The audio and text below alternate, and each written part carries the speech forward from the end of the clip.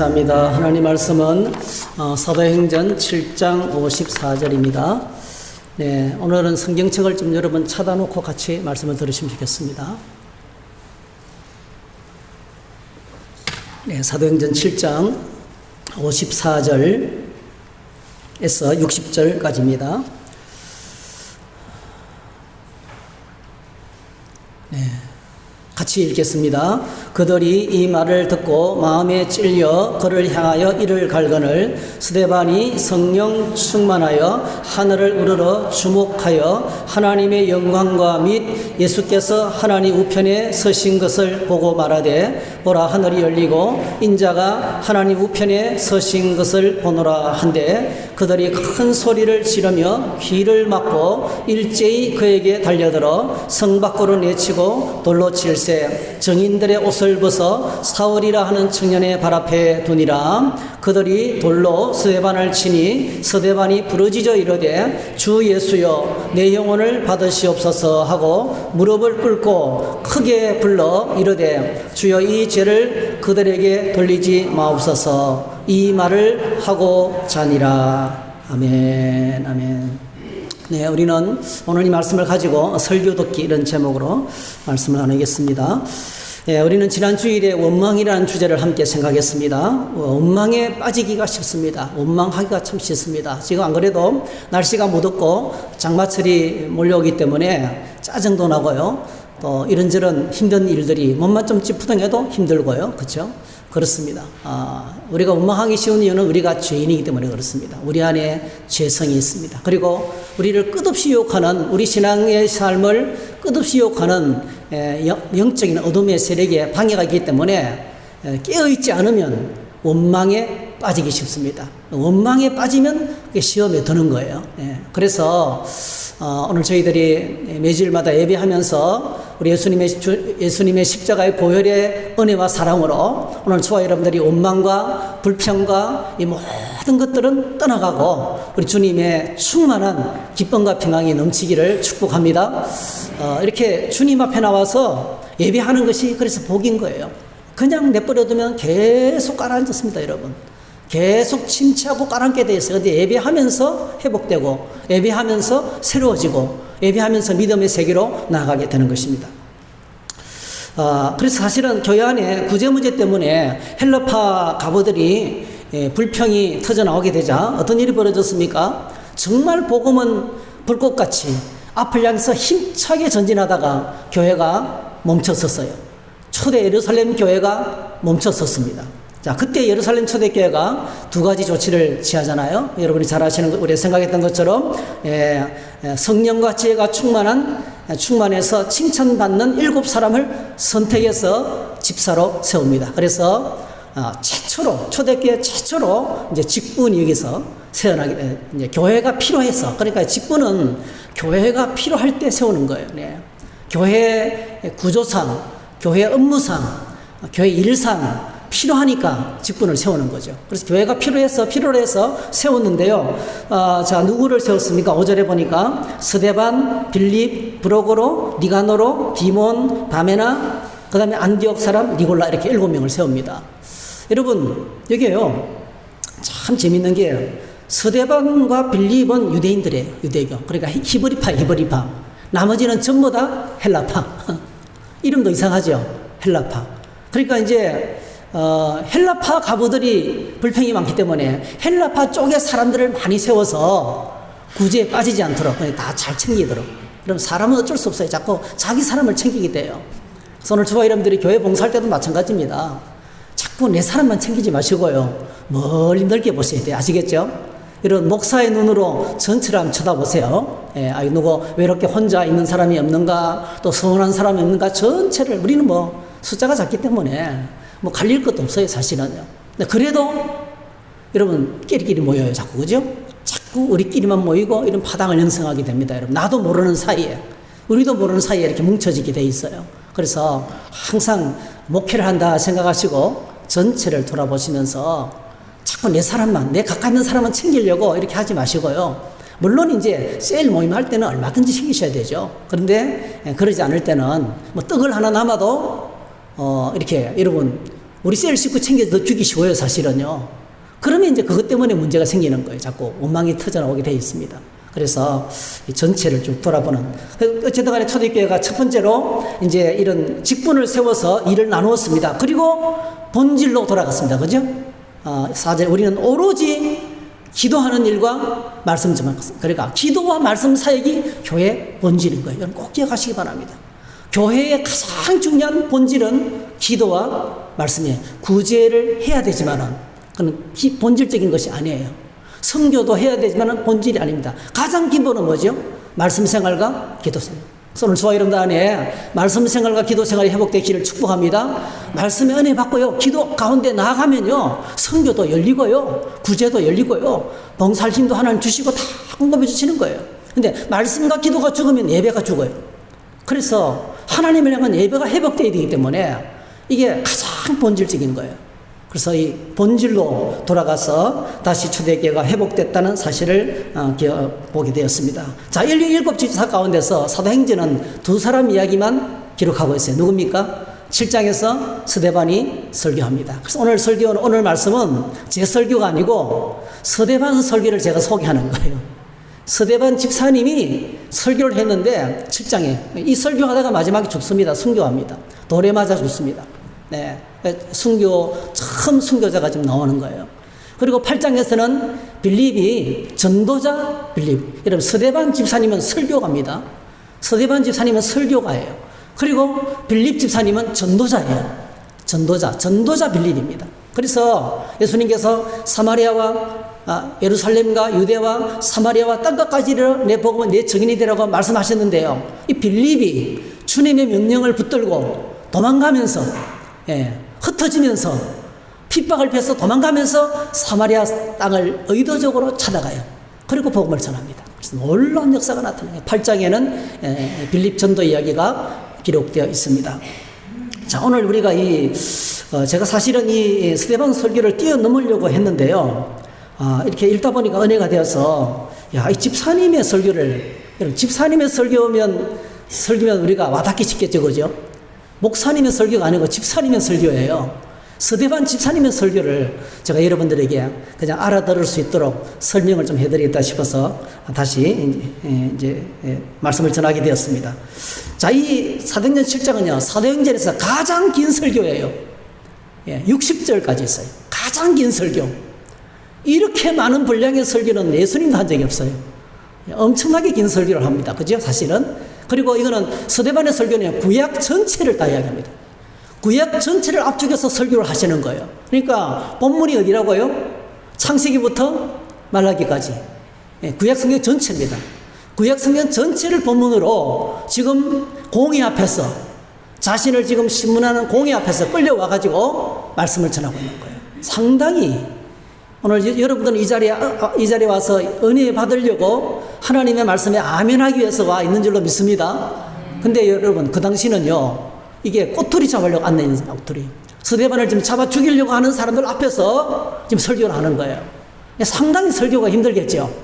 얼마나 힘들겠습니까? 그런데 스데반은 차분하게 창세기부터 계속해서 구약 성경을 쫙 깨면서 자신의 신학이 있어요. 이런 필요 없는 거 다 생략하고 정말 필요한 말만 하는 거예요. 자신이 이 자리에서 저 폭도 같은 무리들에게 예수님을 소개하고 그들이 십자가에 못 박은 그 예수님이 지금 살아계시고 하나님 우편에 앉아 계시는 하나님이신 것을 소개하고 싶은 거예요. 구원자를 소개하고 싶은 거예요. 그거 소개하다가 죽어도 괜찮아요. 얼마나 주님을 알고 나니까 예수님이 너무너무 귀한 거예요. 예수님의 이름 앞에 모든 문제가 해결되고 예수님의 이름 안에 있어 행복하고 할렐루야. 그래서 예수님이 영원한 생명이 되시고 나의 영원한 천국을 주시는 그 나의 삶의 전부가 되시는 그분을 소개하고 싶었던 거예요. 그래서 이제 소개를 하는데요. 스데반 집사님의 설교는요, 등장인물이 8명이 나와요. 8명이. 8명을 소개하는데 주 인물은 6명이 나오지만은 따르는 사람까지 포함하면 8명이 나옵니다. 제일 먼저 누구를 소개합니까? 아브라함을 소개합니다. 아브라함. 2절부터 7절까지 아브라함을 소개합니다. 그리고 그 다음에 이삭과 야곱을 8절에서 소개합니다. 이삭과 야곱에게서 12지파 조상이 만들어지는 거예요. 그리고 이제 요셉, 야곱의 12아들 가운데서 다 생략하고 요셉 이야기로 넘어가요. 왜 그렇습니까? 요셉에 의해서 나중에 이제 애굽으로 이주하게 되고, 그리고 거기서 애굽 땅에서 살게 되는 그런 역사가 나타나거든요.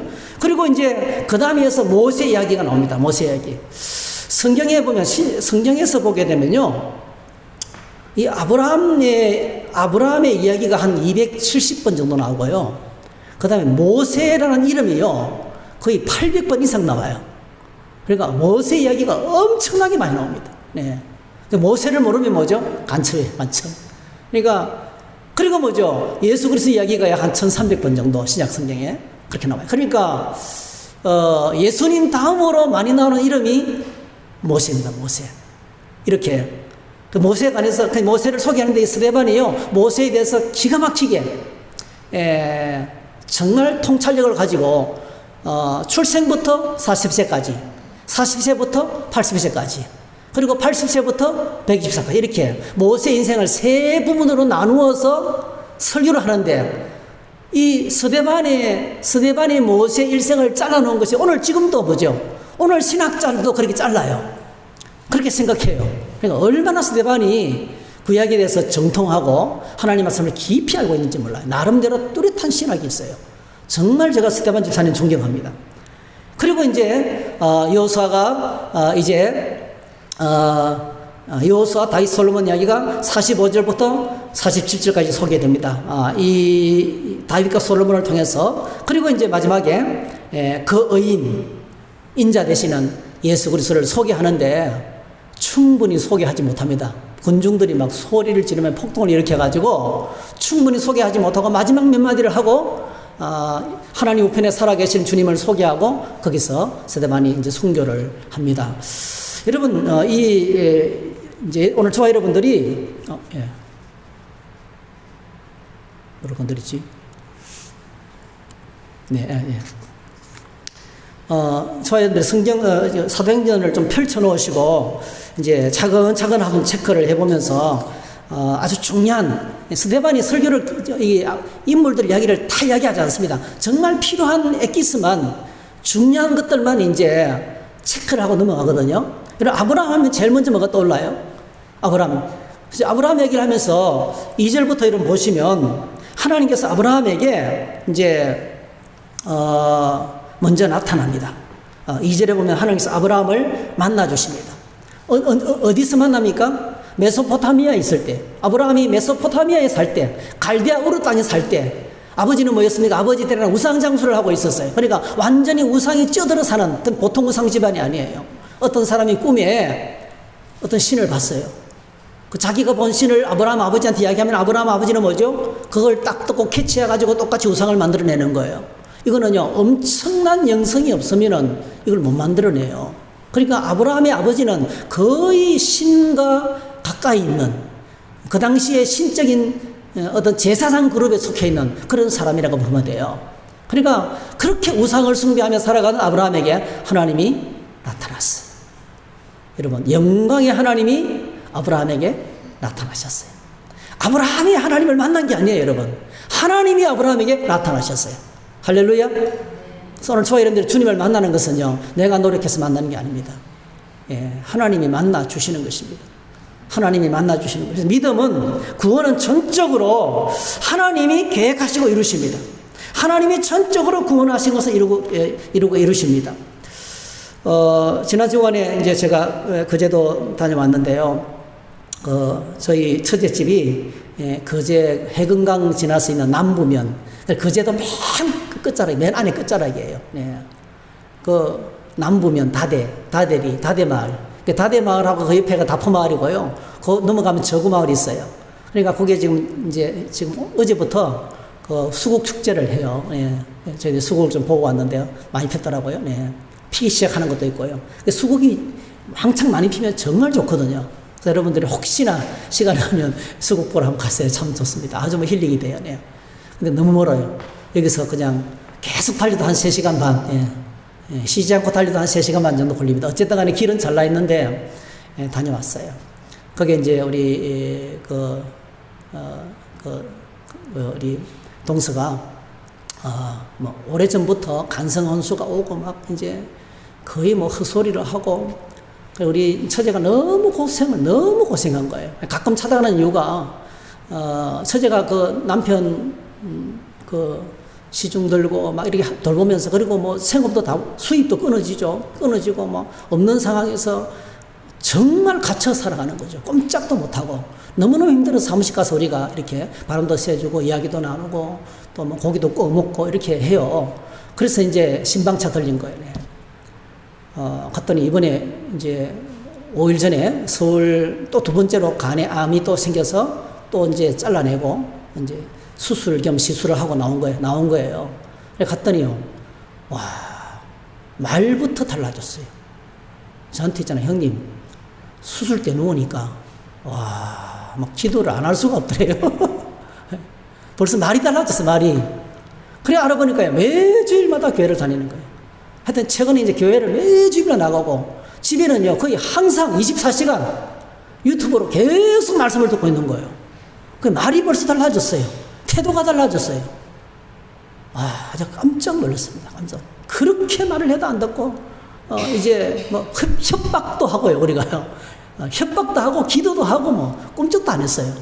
그런데 때가 되니까 하나님께서 이렇게 말씀을 듣는, 하나님 말씀을 듣고 아멘하고 예배하고 주일마다 가서 꼭 예배 드리고 이제 오래 앉아있지는 못하기 때문에 아직 몸이 많이 힘들기 때문에 그걸 보고 놀랐습니다. 결국 하나님께서 이렇게 구원을 이루시는구나 하는 것을 보게 되었어요. 여러분, 하나님께서 우리를 구원하셨습니다. 오늘 초이랜들이 예수 믿고 예배하고 하나님 만나는 거는요 인간적인 노력이 아닙니다. 하나님이 하시는 거예요. 아브라함이 아무것도 모를 때 영광의 하나님께서 그를 찾아가서 그를 부르신 거예요. 자, 하나님께서 아브라함에게 하신 두 가지 일이 있습니다. 두 가지를 약속하셨어요. 7장 5절 여러분 한번 볼까요? 자, 7장 5절 한번 볼까요? 자, 여러분 성경책을 같이 읽어보겠습니다. 7장 5절 시작. 그러나 여기서 발붙일 만한 땅도 유업을 주지 아니하시고 다만 이 땅을 아직 자식도 없는 그와 그의 후손에게 소유로 주신다고 약속하셨으며 두 가지를 약속하셨어요. 뭘 주신다 하셨어요? 제일 먼저 발붙일 땅도 없었어요. 그죠? 발붙일 땅이 없지만은 앞으로 내가 너에게 땅을 주겠다 그랬어요. 그죠? 또 지금 뭐가 없습니까? 자식도 없어요. 후손도 없는데 뭐죠? 후손을 주겠다 이랬어요. 그죠? 이 두 가지를 약속하셨어요. 하나님께서 아브라함에게 나타나셔서 제일 먼저 두 가지를 약속하신 거예요. 제일 먼저. 이거는 여러분 잘 아시는 것처럼 창세기 12장에 하나님께서 아브라함을 부르실 때 이미 하신 약속이에요. 그죠? 이 약속이 바로 뭡니까? 그렇게 말씀하시죠. 여호와께서 아브라함에게 이르시되 너는 너의 고향과 친척 아버지 집을 떠나 내가 내게 보여줄 땅으로 가라. 내가 너로 큰 민족을 이루고 내게 복을 주어 내 이름을 창대하게 하리니 너는 복이 될지라. 너를 축복하는 자에게는 내가 복을 내리고 너를 저주하는 자에게는 내가 저주하느니 땅의 모든 족속이 너로 말미암아 복을 얻을 것이라 하신지라 했어요.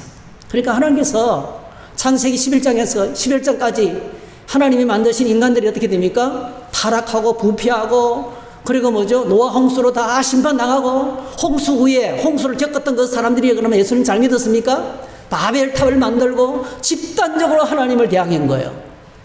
그게 11장까지 하나님께서 뭐 하셨어요? 그 사람들을 흩어버리신 거예요. 그 역사가 끝난 거예요. 하나님이 사람 창조하신 것을 후회하셨어요. 홍수로 심판하시고 심판을 때렸지만은요 아무도 경건하게 하나님을 믿지 않았어요. 노아의 가정 외에는 하나님을 믿지 않았어요. 네. 그래서 하나님께서 뭐죠? 다 흩어버리고 새로 시작하는 거예요. 그게 창세기 12장부터 하나님께서 구원을 새로 시작하면서 제일 먼저 뭐 하셨습니까? 아브라함에게 찾아오시고 아브라함에게 약속하시고 뭘 약속하셨습니까? 내가 지시할 땅으로 가라. 땅을 주겠다. 두 번째, 큰 민족이 일어나게 될 것이다. 뭐죠? 엄청나게 많은 후손을 약속하셨어요. 그 다음에 세 번째 뭐죠? 너를 축복하는 자에게 내가 그를 축복하고 너를 저주하는 자에게 내가 저주하겠다. 이게 무슨 말이에요? 너를 건드리면 내가 가만히 안 둬. 그죠? 이게 뭡니까? 하나님이 다스리겠다는 거예요. 하나님이 통치하시겠다는 거예요. 사실상 하나님께서 아브라함에게 하신 약속은요. 자, 나라를 약속하신 거예요. 아브라함이 깨달았는지 모르지만 아브라함이 깨달았다고 저는 믿어요. 계시기 때문에. 하나님께서 아브라함에게 뭘 약속하신다면 내가 내게 땅을 주겠다. 발붙일 땅도 하나 없었잖아요. 그죠? 근데 땅을 주겠다. 자식도 없었어요. 아브라함은 나이가 많고 그 안에 사라는 뭐죠? 임신을 하지 못하는 여인이었어요. 그렇게 평생을 살은 거예요. 근데 하나님께서 뭘까? 큰 민족을 주겠다. 이 말은 뭐죠? 이 큰 민족이 뭐예요? 하나님의 백성이죠. 하나님의 백성.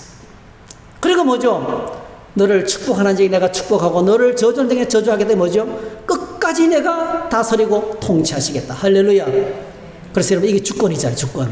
나라가 성립하려면 땅이 있어야 되고 백성이 있어야 되고 주권이 있어야 되잖아요. 그러니까 하나님께서 아브라함에게 부르시면서 하나님 나라를 약속하신 거예요. 여러분 기억하시기 바랍니다. 우리가 예수님을 믿고 말씀 안에 가면 아브라함의 복에 동참하게 될 줄로 믿습니다. 우리에게 하나님 나라를 주겠다는 거예요. 여러분.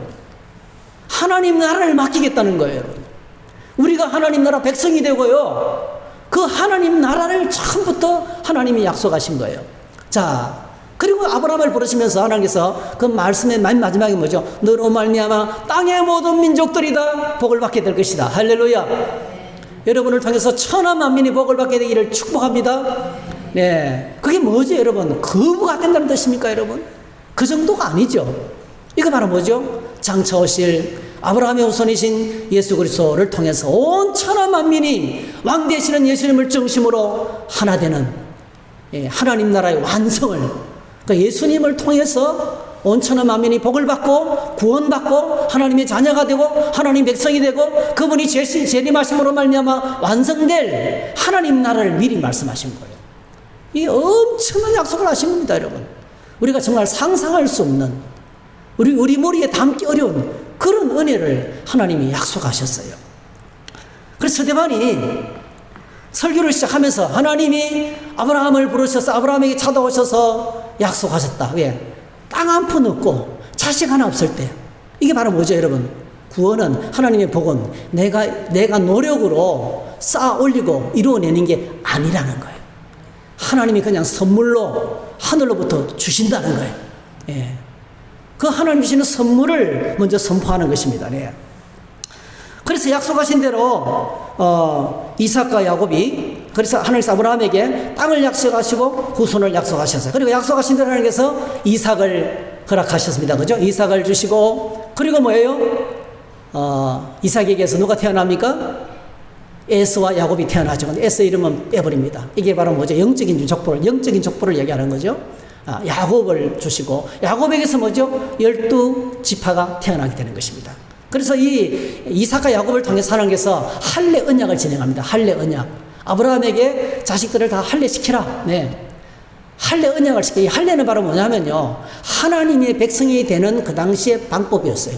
구약 시대에 하나님 백성이 되는 방법 뭐죠? 난지 8일 만에 남자의 고추 끝을 자르는 거죠.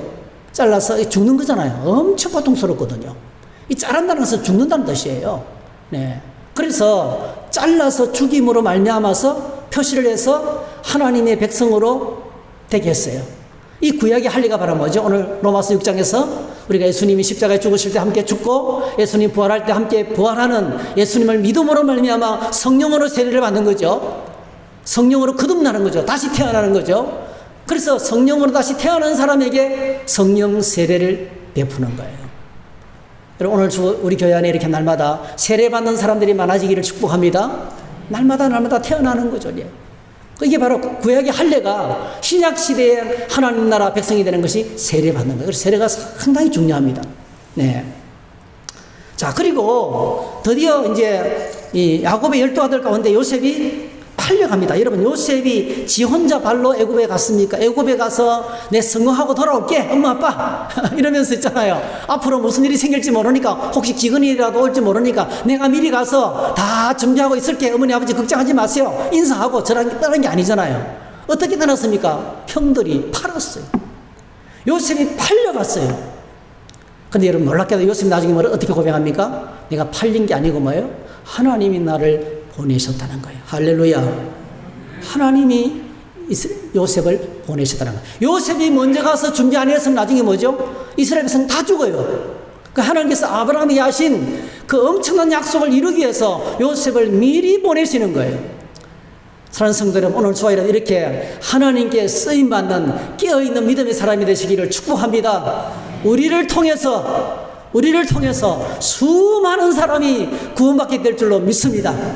이 하나님께서 요셉을 그래서 미리 먼저 보낸 거예요. 네. 그래서 요셉 이야기를 하면서 하나님께서 여러분 성경을 보시면 딴 이야기 아니에요. 요셉과 함께 이스라엘 백성들이 내려가는데요. 자, 14절 15절 보세요. 14절 15절 같이 읽겠습니다. 시작. 요셉이 사람을 보내어 그의 아버지 야곱의 온 친족 75사람을 청하였더니 야곱이 애굽으로 내려가 자기와 우리 조상들이 거기서 죽고 이랬어요. 자, 몇 명이 내려갔다고 스데반 집사님 이야기하고 있어요? 스데반 집사님은 정말 놀라워요. 구약성경 창세기 46장에서는요. 제가 읽어드릴게요. 창세기 46장 야곱과 함께 애굽에 들어간 자는 야곱의 며느리들 외에 며느리들 숫자를 포함시킨 거예요. 야곱의 며느리들 외에 66명이니 이는 다 야곱의 몸에서 태어난 자이며 애굽에서 요셉이 낳은 두 아들은 2명이니 야곱의 집 사람으로 애굽에 이른 자가 모두 70명 있더라. 자, 야곱의 며느리들 외에 66명이죠. 그럼 야곱과 요셉과 애굽에서 태어난 요셉의 두 아들 이렇게 해가지고 70명 여러분. 70명. 그래서 성경은 70명이 내려갔다라는 거예요. 근데 지금 스데반 집사님은 몇 명이라고 말하고 있어요? 75명. 왜 그러냐면 여기 있어요. 스데반 집사님은 이렇게 성경을 본 거예요. 와, 애굽에 내려가서 이스라엘 백성들이 어떻게 됩니까? 애굽에 이주한 여러분 바로와 요셉 때 애굽으로 이주하게 됐는데요. 여기서 어떤 일이 벌어집니까? 엄청나게 불어납니다. 백성들이 엄청나게 불어나요. 7장 17절 이렇게 쓰겠습니다. 7장 17절. 자, 시작. 하나님이 아브라함에게 약속하신 때가 가까우매 이스라엘 백성이 애굽에서 번성하여 많아졌더니 뭐 때문에요? 애굽으로 이주했기 때문에. 그 풍요로운 애굽 땅에서 75명이 내려갔는데 얼마가 됐다고요? 셀 수 없는 엄청난 무리가 되고 어느 정도 큰 무리가 되었습니까? 왕조가 바뀌자 임금이 두려워할 정도로 너무 무서운 거예요. 애들이 너무 숫자가 너무 크게 불어나기 때문에. 몇 명이라 했어요? 예, 출애굽 당시에 200만 명. 남자만 60만 명. 여러분, 그 당시 60만 명은요, 어마무시합니다. 네. 정말 여러분, 예수님 당시에 대도시 인구가요, 3만에서 5만이에요. 3만에서 5만 명. 근데 여러분, 60만 명 한번 생각해보세요. 60만 명. 이스라엘 백성들이 거기서 남자만 60만 명. 다 합쳐서 한 200만 명. 이건 엄청난 거예요, 이거는요. 웬만한 나라들보다도 큰 거예요. 이렇게 불어난 거예요. 근데 스데반 집사님이 어떻게 생각했냐면은, 여기서 며느리를 빼면 안 된다는 거예요. 스데반 집사님은. 며느리를 포함시킨 거예요. 근데 여러분, 12아들이니까 며느리가 몇 명이 돼요? 12명이 돼야 되잖아요. 근데 그 중에서 유다의 며느리, 시몬의 며느리가 죽었어요, 일찍이. 그리고 요셉의 며느리는 뭐죠? 요셉의 아내는 뭡니까? 애굽인이잖아요. 그래서 세 사람을 뺐어요. 몇 명 남았어요? 9명. 그래서 66 더하기 9하면 몇 명이에요? 75명. 이해가 되시죠? 그래서 스데반 집사님은 애굽에서 번성하게 된 것이 여자들이 없으면 안 되기 때문에 이 며느리들의 역할이 엄청나게 크다는 거예요. 예. 그래서 이 며느리들을 통해 가지고 지파의 가문이 막 형성된 거예요. 네. 그래서 여기서는 스데반 집사님은 여자의 숫자를 포함시켜 가지고 75명. 대단하죠. 이 당시는 여성들은 숫자를 헤아리지 않았어요, 여러분. 예수님 당시에도 숫자를 헤아리지 않았어요. 오병이에 떡을 먹었고 배불린 사람도 5,000명인데 남자들 숫자만 헤아린 거예요. 아무리 많이 먹어도 숫자를 포함 안 시켰어요. 근데 스데반 집사님은 굉장한 신에게요. 여자 없이는 아무것도 안 된다는 거예요. 하나님께서 이스라엘 백성들 애굽에서 가장 크게 한 것이 엄청나게 번성하게 돼. 그 민족, 하나님의 약속대로 번성하게 됐다는 거죠. 여러분, 오늘 저와 여러분들이 우리가 살아가는 이 세상에서 하나님께서 형통하게 하시고 은혜를 베푸시면 나를 향한 하나님의 특별한 뜻이 계신 줄로 믿으시기를 바랍니다. 나 혼자만을 위한 게 아니라는 거예요. 그죠? 하나님을 향한 계획과 약속이 이루어진다는 것을 여기서 보게 됩니다. 자, 그리고 드디어 이제 거기서 정권이 바뀝니다. 정권이 바뀌어서 다시 말하면 애굽에 새 왕조가 들어와요. 요셉을 알지 못하는 임금이 들어온다는 거예요. 이게 무슨 뜻이에요, 여러분? 어떻게 여러분, 요셉이라는 사람이 기근으로 말미암아 다 죽게 됐는데요. 온 세상을 살린 위인이잖아요. 이런 요셉을 여러분 모를 수가 있겠어요? 그게 뭐냐면 이 애굽에요, 새로운 이민족이 쳐들어와가지고 애굽의 기존 왕조를 다 없애버리고요, 새 왕조가 들어오는 거예요. 완전히 새로운 민족의 왕조가 들어오는 거예요. 이게 투토모스예요. 새 왕조가 들어온 거예요. 들어와 보니까 뭐예요? 이스라엘 백성들이 종이고 살아가는데 너무 큰 거예요. 그래서 이들을 다 노예로 만들어 버리는 거예요. 그들이 애굽을 정복하고요. 애굽을 정복하고 이 이민족인 히브리 사람들을 노예로 만들어 버리는 거예요. 아이들이 태어나는데 다 죽이게 남자가 태어나면 다 죽이라, 날강에 던지라 그러고요. 여자가 태어나면 놔두라고 이런 명령을 내립니다. 그런 가운데서 누가 태어납니까, 여러분? 모세가 태어나죠. 모세가 태어납니다. 그래서 모세가 태어나는데요. 자, 모세의 성장과 출생과 성장 이야기를 스데반 집사님이 합니다. 자, 7장 20절. 여러분 7장 20절부터 22절까지 같이 읽겠습니다. 시작. 그때 모세가 태어났는데 하나님 보시기에 아름다운지라 그의 아버지의 집에서 석 달 동안 길리더니 버려진 후에 바로의 딸이 그를 데려다가 자기 아들로 기르매 모세가 애굽 사람의 모든 지혜를 배워 그의 말과 하는 일이 능하더라. 자, 태어났지만 모세는 오랫동안 집에 있지 못하고 버림받습니다. 누가 데려갑니까? 바로의 공주. 그것도 뭐죠? 자식을 낳지 못하는 불임. 이 공주가 불임 부인인 거예요. 아기를 갖지 못하는 바로의 공주가 아버지 밑에 외동딸이에요. 무남동녀입니다. 무남동녀 공주가 모세를 데려다가 아들로 삼는 거예요. 바로 이게 누구죠? 그 당시에 공주의 아들은 다시 다음에 바로를 이어서 대권을 물려받을 왕자인 거예요. 왕자. 그래서 애굽에서 최고의 교육과 훈련을 받습니다. 그래서 성경은 뭐라고 이야기하고 있습니까? 스데반 지사님이 말과 일에 능하더라. 탁월한 사람이 된 거예요. 여러분, 교육을 잘 받으면 탁월한 사람이 됩니다, 여러분. 오늘 저와 여러분들이 하나님 나라에서 훈련을 잘 받으셔서 탁월한 사역자들이 되시기를 바랍니다. 전도도 잘하시고, 기도하면 병도 낫고, 아픈 사람과 대화 나누면 다 치유가 일어나고, 따뜻하게 품고 사랑하며 섬기면서 정말 하나님의 교회에 없어서는 안 되는 그런 일꾼들로 다 세워지기를 바랍니다. 모세가 이렇게 훈련으로 여러분 기억하셔야 됩니다. 우리가요, 하나님의 자녀가 되는 것은 태어나는 것이지만은요, 제자가 되는 것은 훈련으로 되는 거예요. 계속 자기를 훈련시켜 나가야 돼요, 여러분. 말씀 읽기 꾸준하게 계속 하셔야 됩니다. 말씀 묵상으로 계속 정돈의 생활을 연습하셔야 됩니다. 안 되면 다시 하세요. 안 되면 지금부터 하세요. 괜찮습니다. 넣는 법이란 없습니다. 모세는 몇 세에 시작했어요? 80세에 시작했어요. 그죠? 넣는 법이 없습니다. 자, 그런데 여러분, 모세가 이렇게 완벽하게 인간적으로 교육받고 탁월한 능력을 가져서 이제 일하려고 드디어 나서는데, 그 다음에 두 번째 단계가 23절부터 29절까지 나서는데, 고난당한 이스라엘 백성들이 눈에 들어온 거예요. 구원하려고, 애굽 감독관이 심하게 동족을 때리는 걸 보고 그 감독관을 죽여버리는 거예요. 그죠? 모세가 그 백성을 구원하기 위해서 스스로 나설 때는 뭐죠? 결국 기껏 해봤자 뭐가 일어납니까? 사람만 죽이는 거예요. 그 다음날 다투는 이스라엘 백성들을 또 말리다가 뭐죠? 드디어 어저께 쳐 죽였던 사건이 터져버린 거예요. 폭로돼 버린 거예요. 그러니까 모세는 뭐죠? 안 그래도 여러분, 정치 세계는요, 흠이 잡히고 잘못된 게 드러나면 바로 끝나거든요. 그러니까 모세가 뭔가를 하겠다고 나섰다가 미디안 강야로 도망을 가게 됩니다. 거기서 뭐 합니까? 한 가지밖에 기록 안 하고 있어요. 거기서 두 아들을 낳았다. 게르솜과 엘리에셀 두 아들만 낳았다. 아무것도 기록하지 않습니다. 여러분, 그 광야에 모래바람을 맞으면서 외롭게 혼자, 아무도 없어요. 혼자. 날마다 혼자예요. 이돌의 양을 치면서 모래바람 속에서 고독한 시간을 보냅니다. 몇 년을 보내요? 40년. 얼마나 혼자 지냈으면요, 하나님께서 모세를 부르실 때 나는 말을 못한다 했겠어요. 그 말문이 닫힌 거예요.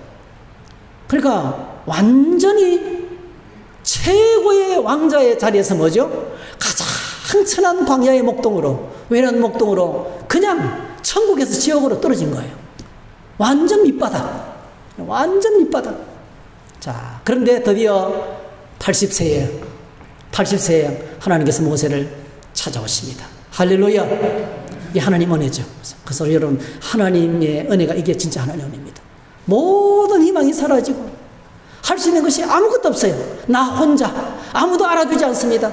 이렇게 모래바람을 맞으면서 정갈과 싸우면서 외로움과 싸우면서, 여러분, 고독과 외로움은 죽음에 이르는 병이라 그랬잖아요. 얼마나 힘들었겠어요. 아무도 알아주지 않는 그런 상황이 있을 때 여러분, 하나님은 이 모든 것을 다 보고 계셨어요. 할렐루야. 때가 되자 정확하게 찾아왔어요. 산기슭에 양을 치고 있는데, 시내산 산기슭에 양을 치고 있는데 하나님께서 모세를 부르셨어요. 모세야, 모세야. 그죠? 불이 붙었는데 가보니까 불이 안 꺼져요. 네. 떨기나무에 불이 붙었는데 불이 그대로 타고 이러는 거예요. 막 달려가 봤더니 뭐예요? 하나님께서 말씀하시는, 나는 아브라함과 이삭과 야곱의 내 조상의 하나님이다. 자, 이렇게 했을 때 모세가요, 엄청난 두려움이, 너무너무 두려움 가운데서 딱 섰습니다. 그때 하나님께서 뭐라고 하십니까? 모세야, 내가 쓴 곳은 거룩한 곳이니 내 발에서 신을 벗어라. 이 말은 뭐냐면요, 여러분요, 내가 주인이고 너는 종이란 뜻이에요. 종은 주인 앞에 신을 신을 수가 없어요. 그래서 신을 벗으라는 것은 뭐죠? 내 인생의 모든 주권을 다 내려놓으라는 거예요.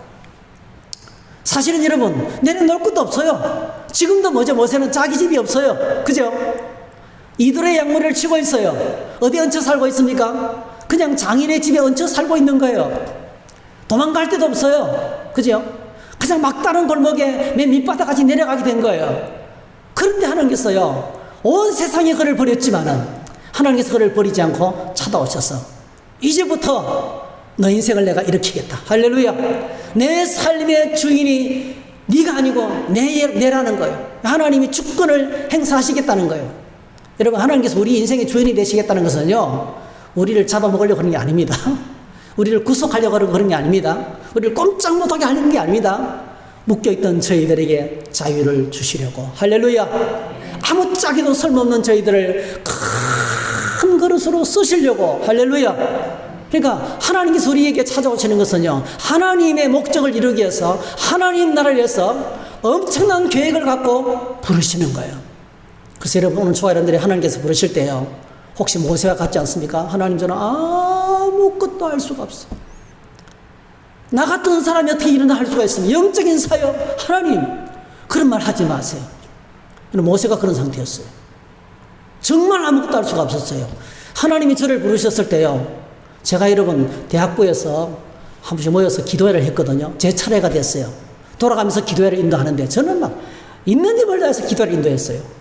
나중에 기도회를 마치고 나니까요, 형제들이 제게 이렇게 말했어요. 박영원 형제, 무슨 소리인지 하나도 못 알아들었다는 거예요. 왜 소리가 하나도 안 났냐는 거예요. 저는 큰 소리를 말했는데 지 소리, 그냥 목에서 소리가 안 나왔대요. 근데 우리 대학부 형제들이 그냥 기도하자 그러면 또 막 무슨지 모르지만 기도하고 기도해 준 거예요. 제가요, 처음으로 전도사 부임을 했어요. 서울 효성교회. 예. 서울 효성교회 전도사 부임을 했는데요, 뭐 제가 주일학교 해보지도 않고요, 설교 해보지도 않고요, 제가 첫 설교를 했거든요. 첫 설교, 학생들 앉혀놓고 첫 설교를 했거든요. 애들이요, 제가 설교하니까요, 제가 요한복음 3장 10절 가지고 설교했어요. 정말 침 튀기면서요, 얼마나 열정적으로 설교했는지 몰라요. 애들이 막 눈이 동그랗게 해가지고요, 동그랗게 저를 쳐다보면서 막 설교 듣는 거예요. 그래서 제가 신이 났어요.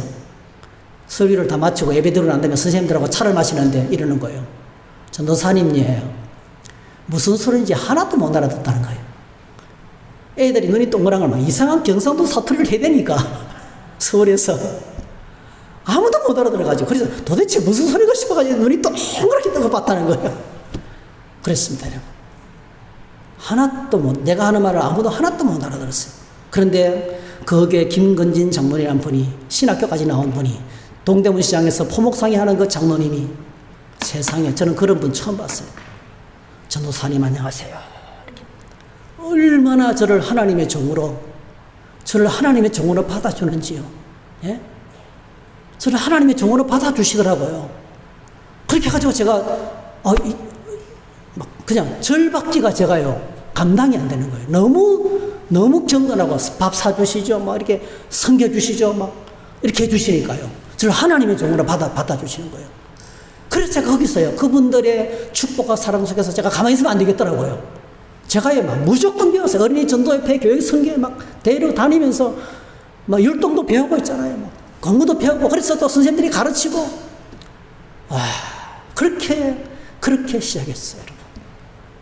제가 막 하는 말을 아무도 못 알아들었고 이는 꼭 기억하시면 좋겠습니다. 우리가 부족해도 하나님이 부르시면 감당할 힘을 하나님이 주실 줄로 믿습니다. 모세가 80세에 모래바람을 맞으면서 입이 다치고 말문이 다치고 그 무슨 힘이 있겠습니까, 여러분? 근데 하나님께서 그를 부르셨어요. 자, 그래서 모세를 통해서 하나님께서 애굽에 보내시고 하나님 일을 일하기 시작하는데 엄청난 일을 행하시는 거예요, 여러분. 자, 모세를 통해서 어떤 일을 행하셨습니까? 모세를 통해서 예? 제일 대표적인 거 한번 말해보세요. 10가지 기적, 그죠? 피, 개, 이파, 악도구, 매어장. 예? 그러니까 그 중에서 제일 큰 게 뭡니까? 모든 장자가 죽임을 당합니다. 드디어 이스라엘 백성을 그 200만 명이 되는 이스라엘 백성들을 거기서 구해냅니다. 여러분, 역사 가운데요, 노예들이 어떤 나라로부터 탈출해가지고요, 성공한 케이스는 하나도 없습니다. 로마 노예들이 천명이 스파르타커스를 통해가지고요, 반란을 일으켰지만은 실패했어요. 1000명의 노예들이 십자가에 못 박혀 다 죽었습니다, 여러분. 그 스파르타커스도 못 박혀 죽었어요. 여러분, 유명한 영화예요. 스파르타커스라는 영화 보세요. 네. 성공한 적이 없습니다, 여러분. 근데 여러분, 놀랍게도 맨손으로 모세는 하나님과 함께 이스라엘 백성을 200만 명이나 넘는 노예들을 탈출을 시켰어요. 할렐루야. 이거는 모세가 한 게 아니에요. 한번 따라합시다. 하나님이 하셨습니다. 하나님이 하셨어요. 하나님이 그들을 구원하셨어요. 홍해가 갈라지고, 할렐루야. 썸물이 단물이 되고, 여호와 라파 아말렉을 물리치고, 하늘에서 날마다 만나가 내리고, 메추라기가 내리고, 아말렉을 물리치고, 여호와 니시, 할렐루야. 여러분, 할 이야기가 한두 가지가 아니에요. 근데 여러분, 스데반 집사님은 하나도 말 안 합니다. 딱 한 가지만 말합니다. 여러분, 성경 보세요. 무슨 이야기 합니까? 무슨 이야기를 합니까? 네. 7장 36절 있습니다. 시작. 이 사람이 백성을 인도하여 나오게 하고 애굽과 홍해와 광야에서 40년간 기사와 표적을 행하였느니라. 끝납니다. 그냥 40년 동안 뭐 했다고요? 기사와 표적을 행했다. 그런데 스데반은요, 다 생략하고 한 가지만 언급하는, 그게 뭡니까? 7장 38절입니다. 자, 7장 38절 시작. 시내산에서 말하던 그 천사와 우리 조상들과 함께 광야 교회에 있었고 또 살아있는 말씀을 받아 우리에게 주던 자가 이 사람이라. 우리 조상들이 모세에게 복종하지 아니하고자 하여 거절하며 그 마음이 도리어 애굽으로 향하여 아론도로 이르되 우리를 인도할 신들을 우리를 위하여 만들라. 애굽 땅에서 우리를 인도하던 이 모세는 어떻게 되었는지 알지 못하노라 하고 그때 그들이 송아지를 만들어 그 우상 앞에 제사하며 자기 손으로 만든 것을 기뻐하더니. 한 가지 말합니다. 그게 뭐죠? 우상 숭배. 그렇게 은혜를 받고 그 엄청난 은혜로 애굽을 빠져나온 이 사람들이 하나님을 거스려서 모세가 보이지 않는 사이에 우상을 만들었다는 거예요. 네. 놀랍게도요, 이 우상을 이렇게 말 안 듣는 목이 센 이스라엘 백성들을 하나님께서 어떻게 부르고 있습니까? 스데반이 놀라운 말합니다. 처음으로 하는 말이에요. 광야교회. 광야교회. 스데반이 이들에게 광야교회를 한 이유는 뭡니까? 딱 한 가지입니다. 그게 뭐죠? 하나님이 모세를 통해서 말씀하시고 하나님이 말씀하신 그 증거의 언약궤가 그래서 성막을, 하나님께서 그래서 성막을 주셨는데요, 성막이라 안 부르고 뭐라고 부르고 있습니까? 증거의 장막이라 부르는 거예요. 왜 증거의 장막이라 부릅니까? 성막 안에, 지성소 안에 뭐가 있습니까? 하나님이 주신 언약이 들어있는 거예요. 언약이. 여러분, 이스라엘 백성들이 광야에서 40년 동안 시험하고 간음하고 우상 숭배하고 불평하고 원망하다가 다 죽었어요. 그런데도 하나님께서 이 광야의 이스라엘 백성을 어떻게 부르냐면 광야에 있는 하나님의 교회라 부르는 거예요. 이유는 딱 한 가지예요. 하나님이 그들 한가운데 계셨어요. 할렐루야. 하나님이 그들 한가운데 떠나지 않고 계신 거예요. 그렇게 속을 썩이고 그렇게 시험하고 하나님께 떼들어도요, 하나님이 안 떠났어요. 안 떠났어요. 여러분, 저는 믿습니다. 하나님 절대로 우리를 떠나지 않을 줄로 믿습니다. 성령이 오셨는데 우리 안에 거하십니다. 여러분, 우리가 죄를 짓고 범죄하도 하나님 떠나지 않습니다. 반드시 끝까지 붙잡고 있다가 뭐죠? 마침내 약속을 이루어 주시고 적각거리 하는 땅으로 들어가게 될 거예요. 스데반 집사님 대단하죠? 다 그래. 가장 중요한 것, 모세를 통해서 이루신 하나님이 가장 중요한 것 뭡니까? 우상 숭배하고 하나님을 떠났지만은 증거의 장막이 있는 그들 한가운데 있었기 때문에 그 교회를, 그 공동체를 뭐죠? 광야교회라 부르는 거예요. 사랑하는 성도 여러분, 저와 여러분의 가정이 교회가 되시기를 축복합니다. 우리가 가는 곳마다 주님과 함께 사는 교회를 이루시기를 바랍니다. 제가 지난주에 농협 와서 우리 뭐 이렇게 팔았잖아요. 저 그런 거 절대로 허용 안 하거든요.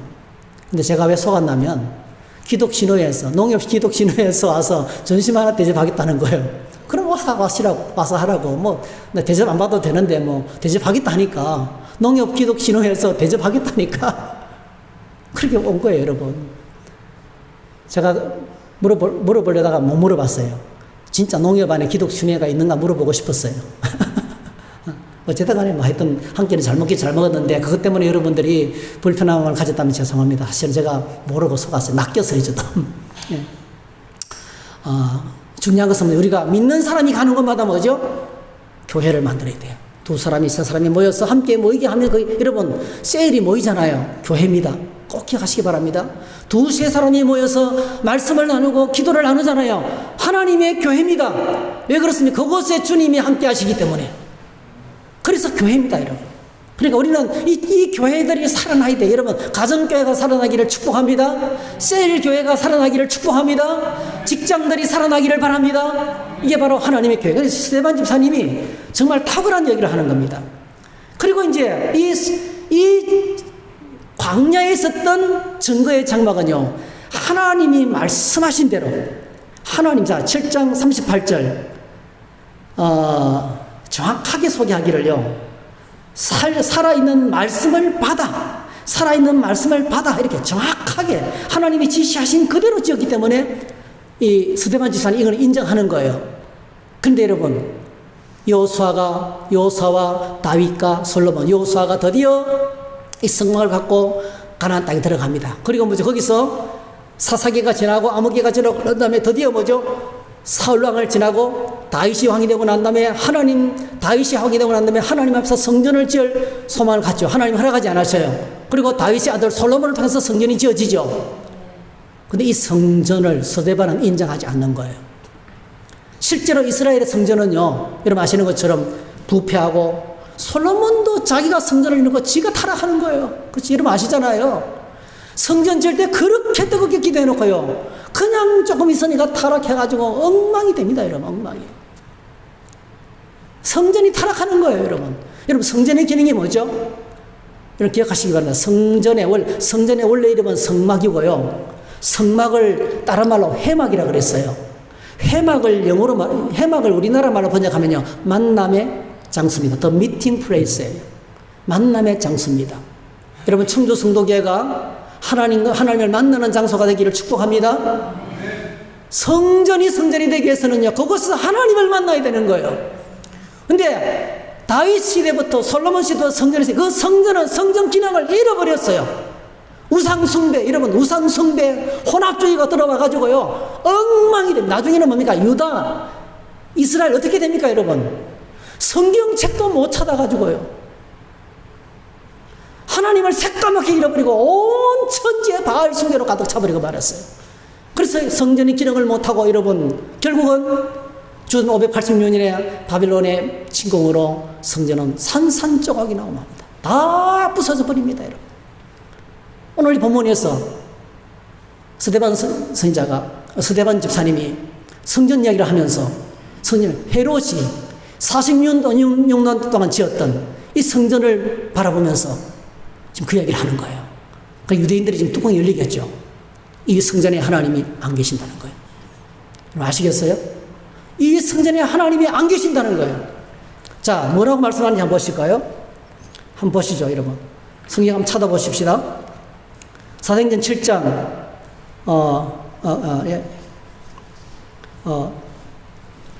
7장 44절에 보니까 광야에서 우리 조상들에게 증거의 장막이 있었다. 이 증거의 장막은 모세가 말씀하신 그대로 했다는 거예요. 그래서 이제 조금 더 이따가 말씀드릴게요. 그리고 난 다음에 이제 이것을 말씀하고 결국은 성전 대신 예수님을 소개하면서 그 의인이신 인자이신 예수님을 소개하는 거죠. 예수님을 소개하는 것입니다. 자, 이렇게 이 스데반 집사님이 이제 결론을 다 왔어요. 스데반 집사님이 이렇게 스데반 집사님의 긴 설교를 한 마지막 목적이 바로 뭐죠? 예수님을 소개하기 위해서 그런 거죠. 이렇게 말한 두 가지 이유가 있어요. 첫 번째로 뭐냐면요, 이스라엘의 잘못된 신앙을 수정하기 위해서 그렇습니다. 자, 잘못된 신앙, 여러분 사도행전 7장 48절 제가 적어왔어요. 한번 같이 읽어보겠습니다. 시작. 그러나 지극히 높으신 이는 손으로 지은 곳에 계시지 아니하시나니 선지자가 말한 바 주께서 이르시되 하늘은 나의 보좌요 땅은 나의 발등상이니 너희가 나를 위하여 무슨 집을 짓겠으며 나의 안식할 처소가 어디냐. 이 모든 것이 다 내 손으로 지은 것이 아니냐 함과 같으니라. 이 말씀을 하는 거예요. 여러분, 이 성전 안에 하나님이 안 계신다는 거예요. 지금 공회 앞에 있는 사람들이 어떤 사람입니까? 성전 맡은 사두개인들, 성전 맡은 성전의 권세를 가지고 지금 살아가고 있는, 사리사욕을 삼고 있는 이 사람들, 이 썩어 빠진 성전의 부패한 관리들이 거기 앉아서 재판을 하고 있는 거예요. 근데 그 성전을 붙들고 이 성전을 행해서 신성모독을 했다고 스데반을 지금 잡아 가두고 있는데요, 그 자리에서 너희들이 섬기는 성전에 하나님이 안 계신다고 이야기하고 있는 거예요. 예. 여러분, 예수님께서도 이렇게 말씀하셨어요. 지극히 높으신 곳에서는 손으로 지은 분이 곳에 계시지 않다 이러면서 예수님께서 이렇게 말씀하셨어요. 어느 날 예수님께서 예루살렘 성전 한가운데서 예루살렘 성전에 처음으로 올라가가지고 말했습니다. 너희가 이 성전을 헐라 내가 사흘 동안에 일으키리라 했어요. 네. 이는 성전된 자기 육체를 가리켜 말씀하시라. 이 말씀은 무슨 말씀이냐면요, 이스라엘 사람들이 섬기는 성전에 하나님의 만남이 없는 거예요. 여러분, 청주 성도교회가, 여러분 꼭 기억하시기 바랍니다. 여러분, 청주 성도교회가 하나님이 기뻐하시는 교회가 되기 위한 조건은 딱 하나밖에 없어요. 우리가 주일마다 이곳에 와서 예배드리면 하나님을 만나야 되는 거예요. 하나님이 함께 계시는 것을 느껴야 되는 거예요. 하나님의 임재하심이 있어야 되는 거예요. 여러분, 제가 이렇게 목이 터지라고 여러분 미움을 받는 줄 알아요. 제가 목이 터지라고 외치는 건 딱 한 가지밖에 없어요. 오늘 저희들이 말씀으로 돌아와서 바른 신앙을 갖지 않으면 하나님이 이곳에 계시지 않습니다. 여러분, 진짜 교회는 거기 가면 하나님을 만날 수 있어야 돼요. 예수님 당시의 성전 어떻습니까? 성전이 하나님 만나는 것이 아니고 뭐예요? 종교 지도자들이 성전의 건설을 가지고 자기들만 배부른 것이 된 거예요. 여러분, 그래서 이 성전을 헐라 내가 사흘만 일으키리라. 그래서 여러분, 예수님이 내가 진짜 성전이다. 할렐루야. 드디어 예수님이 십자가에 죽으시고 부활하시고 성천하시고 성령을 보내주시고 놀라운 일이 벌어졌습니다. 예수님을 통하여 하나님을 만나게 됐습니다. 할렐루야. 그래서 예수님이 성전 맞죠, 그죠 여러분? 예수님을 통해서 하나님을 만나게 됐으니까요. 예수님을 만날 수 있는 시대에 저와 여러분들이 성령을 보내주셨어요. 누가 보내주셨습니까? 예수님께서 보내주셨어요. 그래서 성전된 자신을 가리키면서 내가 성전이다 외친 거예요. 지금 스데반 집사님이 이 예수님 이야기를 하고 있는 거예요. 너희들이 성전으로 오신 예수님을 십자가에 못 박아 죽였다. 너희들이 살인한 자가 되었다. 그러니까 뭘 이야기하고 있습니까? 그들이 찌들어서 돈에 찌들고 세상 것에 찌들어서 하나님 없는 성전으로 나아갔는데요, 그들의 잘못된, 너무나 잘못된 썩고 부패한 것들을 지금 먼저 스데반이 수정하고 있는 거예요. 여러분 꼭 기억하시기 바랍니다. 오늘 저와 여러분들이 매주일마다 예배드리고 성경을 펼칠 때마다 우리 안에 이런 놀라운 일이 일어나기를 축복합니다. 생각이 달라져야 돼요. 여러분, 알고 있던 것을 다시 바꿔야 돼요. 여러분, 우리가 알고 있는 교회는 이런 것이라는 것이 아닙니다. 여러분, 말씀으로 다시 하나님의 교회를 만들어 가야 돼요. 진짜 하나님의 신앙은 말씀 위에 차곡차곡 새롭게 변화되어야 됩니다. 여러분, 그 신앙을 함께 만들어가는 것이 진짜 교회인 줄로 믿습니다. 신앙을 수정하기 위해서 목숨을 걸고 지금 스데반 집사님이 이거 말하면 맞아 죽을 줄 알아요. 자, 이 말을 하니까요, 서대반 집사가 설교 끝나니까 어떻게 됐습니까? 네? 사람들이, 자, 그래서 결국은 예수님을 소개하는데요. 여러분, 51절 보세요. 여기서 51절. 서대반 집사님이 소개하는 예수님.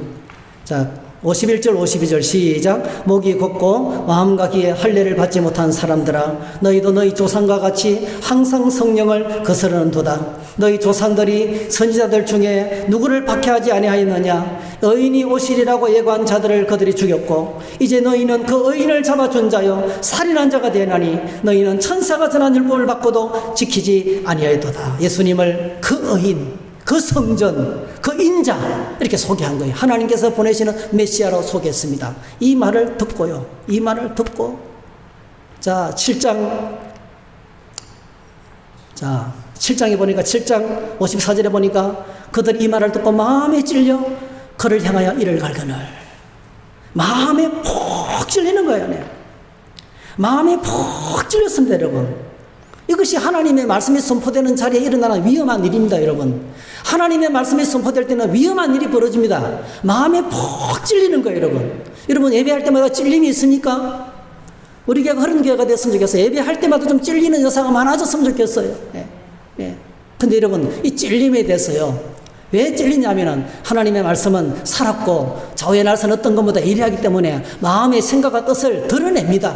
내 안에 숨어있는 깊숙한 곳에 질병을 드러내는 거예요. MRI가 CT 사진이 숨어있는 곳을 드러내는 것처럼 여러분. 그래서 여러분, 우리가 하나님 말씀 앞에 나갈 때 하나님 내 속에 있는 깊은 곳에 감춰져 있는 이 더러운 것들, 썩어 빠진 것들, 나를 골마 터지게 만드는 남세포들 보게 해주시기 원합니다. 그렇게 말씀을 들어야 돼요. 이런 말씀을 들을 때 이게 보여지기를 축복합니다. 내 안에 있는 교만이 보여지고, 내 안에 있는 썩어 빠진 더러운 것들이 보여지고, 내 안에 있는 이 부패가 보여져야 돼요. 그렇게 하나님께서 보여주시는 거예요. 근데 보여주실 때, 여러분, 보여주실 때 하나님 말씀 앞에 우리가 정말 겸손해야 됩니다. 이게 보시니까 한번 따라 하실까요? 마음의 생각과 뜻을 판단하나니. 교만한 사람은요, 지가 말씀을 판단해요. 지가 말씀을 판단하고 본다고요. 교만한 사람은. 딴 게 교만한 게 아니에요. 말씀을 판단해요, 여러분. 여러분 꼭 기억하시기 바랍니다. 우리가 말씀을 판단하는 게 아니고요. 우리가 말씀의 판단을 받아야 돼요. 우리가 하나님의 말씀의 점검을 받아야 돼요. 내 깊은 곳에 숨어있는 것이 찾아내야 돼요. 그래서 수술을 받아야 됩니다, 여러분. 얼마나 우리가 교만하고, 우리가 얼마나 나밖에 모르고, 얼마나 남을 무시하고 함부로 말하고, 얼마나 더러운 탐욕과 얘기 내가 찌들어 있고 잘 몰라요. 우리는요. 그냥 말씀이 임하면 다 보이는 거예요. 제가 처음 은혜를 받았을 때 저는 정말 이렇게 도둑놈 처음 봤어요. 저는 동네에서 제일 착한 사람으로 소문났거든요. 제가 여러 번 이야기했잖아요. 어른을 하루에 걸어다니다가 5번 만나면 5번 인사 다 해요. 이거 아까 인사했잖아. 그만해라. 그래. 얼마나 인사를 해서 인사만 잘해도 착한 사람이잖아요. 가몽시 하나 떨어지면 제가 안 먹었어요, 여러분. 할머니 갖다 드리지, 어머니 갖다 드리지. 착하잖아요. 제 꿈은요, 직장 취직해가지고 우리 어머니 아버지한테 대한민국에서 용돈을 제일 많이 주는 사람이 되고 싶었어요. 제 대학교 입학하는 카드 있잖아요. 신상기록부에 제가 내 인생의 꿈, 어렵고 힘든 사람을 제일 많이 도와주는 멋진 부자가 되는 것이 저의 소원이었습니다. 얼마나 어렵게 업기사 없이 살았는지 몰라요. 그렇게 착하잖아요, 여러분. 근데 예수 믿고 나니까 제가 순 날강도더라고요. 우리 어머니 구멍 가게 하는데 맨날 사탕 훔쳐먹고, 학교 갈 때 학교 준비하면 준비물 하러 가면요, 500원 필요하면 무조건 1,000원 받아내요. 1,000원 받아내가지고. 엄마 돈 없어 쩔쩔매는데. 회비도 제대로 못 주는 상황인데. 찢어질 정도로 가난한데. 받아내가지고 내 할 거 다 하는 거예요. 와, 거기 보는데 세상에 저 같은 죄인이 없어요. 제가요, 얼마나 울었는지 몰라요. 막 눈물 다 나오더라고요. 막 우는데 슬픈 게 아니고 기뻐요. 근데 희한해요. 눈에는 눈물이 나고 콧물이 나오는데 너무너무 기쁜 거예요. 막 속에 썩었던 것이 다 빠져나오니까요. 막 그렇게 몸이 가벼워질 수가 없어요. 할렐루야. 이게 바로 뭐죠? 주님 안에서 말씀을 향해서 겸손하게 다가갈 때 하나님 우리를 새롭게 하시고 겸손하는 거예요. 우리는 말씀 앞에 이렇게 새롭게 수술 받아야 돼요. 할렐루야. 하나님 말씀 앞에 새롭게 수술 받아야 돼요. 우리 안에 얼마나 잘못된 선입견과 이게 들어앉아 있어가지고요. 예배를 못 드려, 예배를. 하나님께 나가는 길이 꽉 막혀 있어요, 여러분. 온 교회가 불평, 원망으로 가득 차 있어요, 여러분. 왜 그렇습니까? 말씀 앞에 내가 겸손해지지 않으면 변화가 없습니다, 여러분. 변화가 없어요. 자, 그런데 오늘 이 사람들 어땠습니까? 말을 듣고 소리를 지르면서 분노에 떨고 있는데 스데반이 결정적인 말을 합니다. 7장 55절 결정적인 말을 합니다. 스데반이 성령 충만하여 하늘을 우러러 주목하여 하나님의 영광과 및 예수께서 하나님 우편에 서신 것을 보고 말하되 인자가 하나님 우편에 서신 것을 본다 했어요. 스데반이 너무 힘들어가지고요. 더 이상 말씀을 못 전하는데 하나님께서 결론을 딱 내줘주는 거예요. 그 순간에 환상을 보여주는 거예요. 예수님이 부활하셔서 살아계셔서 하나님 우편에 서신 것을 보여줬던 거예요. 그대로 말했어요. 당신들이 십자가에 못 박아준 그 예수님께 지금 뭐죠? 하나님 보좌 우편에 서서 하나님으로 앉아 계신다. 할렐루야. 부활과 성천과 왕 되신 것을 동시에 말 다 해버렸어요. 자, 이 말을 듣고요. 이 말을 듣고 군중들이 큰 소리를 지르며 귀를 막고 일제히 그에게 달려듭니다. 이게 귀를 막고 하는 단어가요. 이게 참 재밌는데요. 수네코라는 단어입니다. 수네코. 귀를 막고. 이게 뭐냐면요. 베드로의 장묘가 열병을 앓는다. 열병의 포로가 돼 있는, 열병의 포로가 될 때 그때 쓴 단어예요. 귀를 막는다는 건 뭐냐면요. 무엇에 홀려가지고 아무 소리도 안 들리는 상태를 이야기합니다. 기억하시겠어요? 아시겠죠? 무엇에 붙잡혀가지고 아무 소리도 안 들리는, 여러분 기억하시기 바랍니다. 제가 지난주에 말했잖아요. 원망과 불평에 붙잡히면, 원망과 불평에 빠지면요. 어둠의 건세에 포로가 되어서 안 들립니다, 여러분. 말씀이 안 들립니다. 이 사람들이 이렇게 스데반이 증언을 하는데도 불구하고 안 들리는 거예요. 완전히 꽉 막혀서 사로잡혀가지고 소리를 지르면서 스데반을 죽이는 것입니다. 그렇게 해서 스데반을 세상을 떠납니다. 사랑하는 성도 여러분, 오늘 우리는 베드로의 설교를 들었던 3,000명의 청교들이 우리가 어찌할고 하면서 회개하고 세례를 받고 제삼을 받고 성령을 선물로 받으라 말씀했는데 놀랍게도 그 수많은 사람들은 베드로의 말을 듣고 회개했습니다. 할렐루야. 그리고 제삼 받고 성령을 선물로 받았습니다. 그리고 42절에 보니까 그 순간부터 사도의 가르침을 받아, 꼭 기억하시기 바랍니다, 여러분. 사도의 가르침을 받아 하나님 안에 머물기 시작했어요. 할렐루야. 하나님, 여러분, 사역자들이 그냥 있는 게 아니에요. 제가 여러분, 목사가 여기 청주성도교에 돈 벌러 온 게 아닙니다, 여러분. 오늘 우리가 주님 안에서 하나님 나라의 복을 같이 나누도록, 하나님 나라의 엄청난 축복을 누리도록 섬기는 사역을 감당하고 있는 거예요. 그래서 오늘 수화련들이 말씀을 듣고 회개하고 자복하고 하나님께 엎드리면, 겸손하게 엎드리면 하나님께서 우리에게 제사함을 주시고 성령을 선물로 주시고, 그리고 서로 교제하고 떡을 떼며 기도하면서 천국을 누리게 되는 것입니다. 하나님 나라의 풍성한 은혜를 누리게 하기 위해서 우리에게 성령을 주셨고 사역자들을 주셨고 우리 교회를 주신 거예요. 저는 여러분에게 오늘 주화련들에게 부탁하고 또 기도하고 소원합니다. 우리가 다 주님 앞에 말씀 듣는, 여러분 설교를 통해서 말씀 듣는 예배에 다 승리하시기를 바랍니다. 그래서 이 천국의 풍성한 은혜를 누리고, 우리가요, 저희 교회가 말씀이 아니면 우리 안에 있는 고질병을 고칠 수가 없어요. 이 말씀으로 말미암아 인간적인 것이 떠났어요, 여러분. 하나님 말씀으로 말미암아 우리의 질병이 고쳐지고 교회가 새로워지고 체질이 바뀌고 이곳에 기쁨이 넘치고 천국이 임하고 복음이 힘있게 전파되는 역사가 있기를 축복합니다. 우리 안에 기쁨이 가득하면 저절로 전도가 돼요. 교회의 복은 그냥 따라오게 됩니다. 그래서 오늘 주일은 이렇게 정말 하나님의 교회를 일으키는 주인공들이 다 되시기를 주의 이름으로 축복합니다. 할렐루야. 우리 함께 찬양하겠습니다. 자, 이 말씀을 좀 생각하면서 우리 150장 찬양을 드리겠습니다.